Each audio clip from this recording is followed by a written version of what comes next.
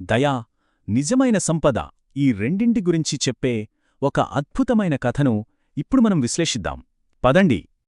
అసలొక చిన్న పండ్లగంప ఒకరి జీవితాన్నే ఎలా మార్చేస్తుందో ఆలోచించారా? వినడానికి ఆశ్చర్యంగా ఉంది కదూ? మన కథలో హీరో సోమన్న. పాపం, చాలా పేద పండ్ల వ్యాపారి.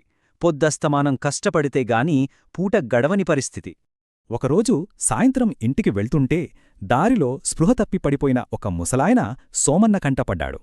వెంటనే కాస్త నీళ్లు తాగించాడు. ఆ పెద్దాయన కళ్ళు తెరిచి, బాబూ, ఆకలిగా ఉందయ్యా అని దీనంగా అడిగాడు. ఇక్కడే పెద్ద ధర్మసంకటం. ఆ మిగిలిన పండ్లు అమ్మితేనే సోమన్నింట్లో పొయ్యి వెలుగుతుంది, లేదంటే ఆ పెద్దాయన ప్రాణం పోతుంది. కాని సోమన్న ఏమాత్రం ఆలోచించలేదు. జాలిపడి తన దగ్గరున్న పండ్లన్నీ ఆకలితో ఉన్న పెద్దయ్యన చేతిలో పెట్టేశాడు. ఆ పండ్లు తిని ప్రాణం లేచొచ్చిన ఆ పెద్దాయన, నీ దయాగుణమే నిన్ను కాపాడుతుంది నాయనా అని మనస్సారా దీవించి వెళ్ళిపోయాడు.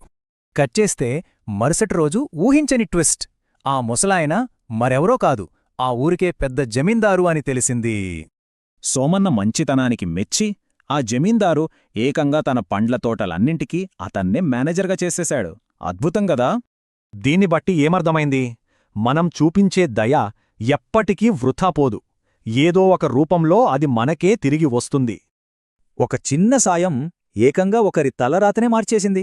మరి నిస్వార్థంగా వేరొకరికి సాయం చేసే అవకాశం వస్తే వదులుకోకూడదు, రైట్?